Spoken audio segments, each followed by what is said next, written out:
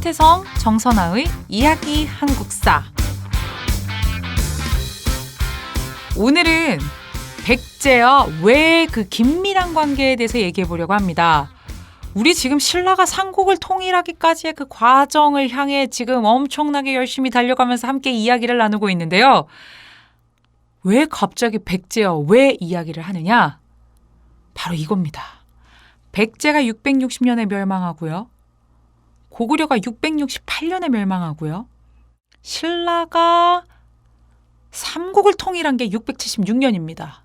그러면 백제 멸망하고 고구려 멸망하기까지 그 8년 동안 어떤 일이 있었을까요? 미리 정답 알려드리고 시작합니다. 백제는 망했지만요. 백제를 다시금 부흥시키려고 했던 많은 세력이 일어났고요. 이 부흥 세력을 누가 돕기까지 했다? 백제와 완전 친했던, 완전 긴밀했던 왜가 군대까지 보내면서 이 부흥운동을 도왔다라는 겁니다. 그러면 우리가 한 가지 확인할 수 있어요. 아무나 돕지 않아요. 백제와 왜가 그만큼 친밀했기 때문에 2만 7천여 명에 달하는 군대를 보냈다라는 걸 우리가 짐작할 수 있는데요. 그러면 백제와 왜, 삼국 중에 유독 백제와 왜가 아주 긴밀하고 끈끈한데요. 이 둘이 진짜 그런 사이였는지 우리가 바로 그 역사를 오늘 잠깐 알아보려고 합니다. 역사책에 보면 이렇게 나와 있어요. 한반도에서는요, 일본으로 예전에 엄청나게 많은 사람들이 기원전부터 해서 약 7세기까지 이동했다라고 되어 있고요. 바다를 건너갔다, 바다를 건너 외로 갔다. 그래서 이들을 도레인 혹은 도웨인 이렇게 부릅니다. 이 도웨인들은요, 일본 민족의 형성뿐만 아니라 일본의 고대 국가 성립에도 굉장히 크게 이바지했다라고 하는 기록들이 쭉 나와요. 우리 쪽만 이렇게 주장하고 있는 거 아니에요. 일본 쪽 기록에도 그렇게 나옵니다. 특히 도레인들이 전래했던 것, 대표적인 게 바로 그거예요. 벼농사를 할 수 있는 기술, 그리고 청동기와 철기 기술을 이 도레인들이 전래했다라고 해요. 그리고 5세기쯤 되면 일본에서 발견되는 수많은 토기들을 제작하는 그 기술, 흙으로 빚어가지고 막 뜨끈한 가마에 넣어가지고 이걸 구워가지고 만드는 그 토기 기술도 이 한반도에서 건너간 도레인들이 전래했다라고 합니다. 대표적인 게 가야의 토기 기술이 일본에 전래되어서 일본의 스에키 토기, 이 토기가 가야의 토기와 완전 유사하거든요. 아, 한반도에서 수많은 사람들이 건너갔구나. 일본의 고대 문화를 형성하는 데 영향을 미쳤구나 생각할 수 있어요. 그 중에서도 백제가 가장 왜와 밀접합니다. 그 대표적인 사례 에피소드 첫 번째가 바로 칠지도입니다. 7개의 가지로 구성되어 있는 검이다라고 해서 이름이 칠지도인데요. 철로 만들었고요. 가운데는요, 이거를 어떻게 새겼는지 글씨까지 여러 자가 새겨져 있습니다. 이 칼은요, 일본에서 발견되었는데요. 백제 거예요. 그래서 우리가 이 칼을 통해서 뭘 알 수 있느냐? 와우, 백제와 왜는 교류했구나 알 수 있습니다. 칠지도는 74.9cm고요. 61자의 글씨가 새겨져 있는데 그 글씨 중에, 그 글자 중에 우리가 해석되는 것을 해석해보면 다음과 같습니다.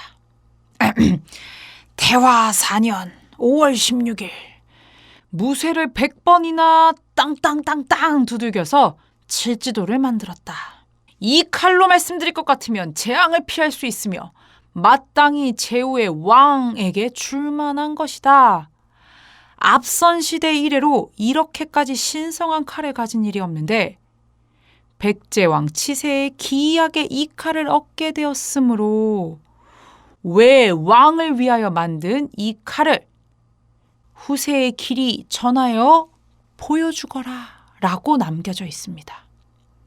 이 칠지도의 글자를 잘 해석해보면요, 뭔가 좀 높은 사람이 아랫사람에게 이 칠지도를 주면서 남긴 글처럼 되어 있죠. 즉 백제왕이 왜 왕에게 하사하는 내용으로 지금 우리나라 학계에서는 칠지도를 해석하고 있습니다. 반면에 일본 학계에서는요. 백제가 외나라의 왕에게 이 칠지도를 선물로 바쳤다라고 주장하고 있습니다.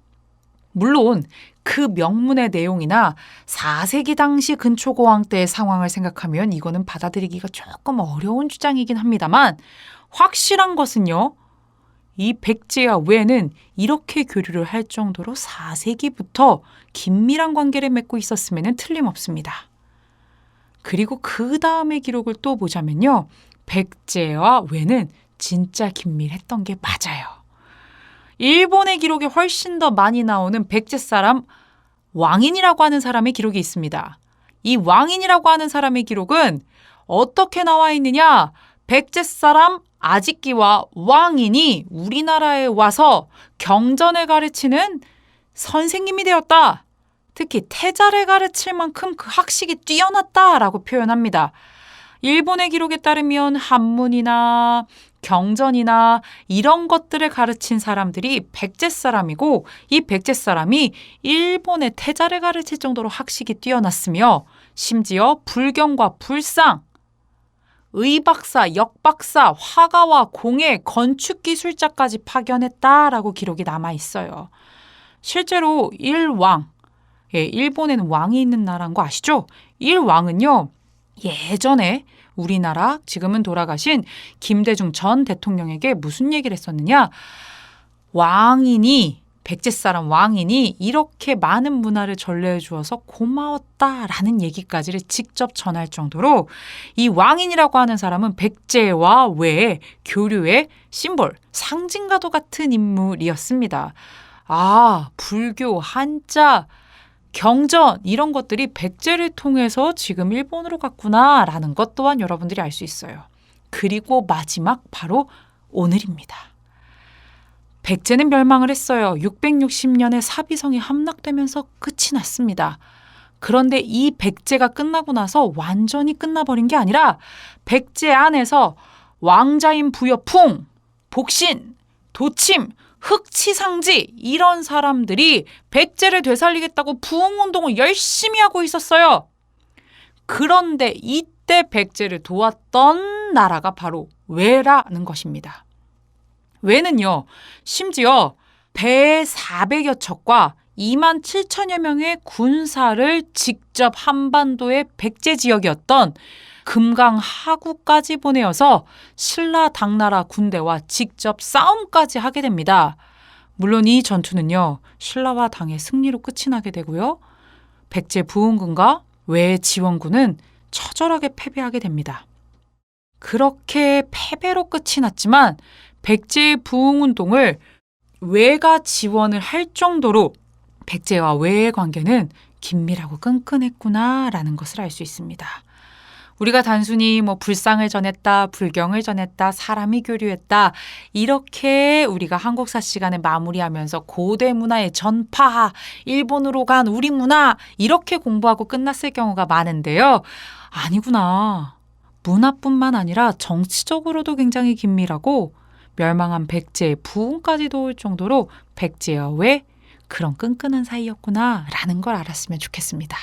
663년에 이런 백제의 부흥운동은 끝이 나게 되고요. 신라와 당은 이제 어디를 남겨두고 있느냐? 그쵸. 바로 고구려입니다. 668년 평양성에서 무슨 일이 있고 676년까지 그 8년의 시간은 무엇이며 676년이 되어서야 신라가 삼국 통일을 완수했다라고 하는 바로 그 역사 이제 바로 다음 시간에 그 대장정의 종지부를 찍게 됩니다. 역시 to be continued. 다음 시간에 계속됩니다. 지금까지 JSA 정선아였습니다.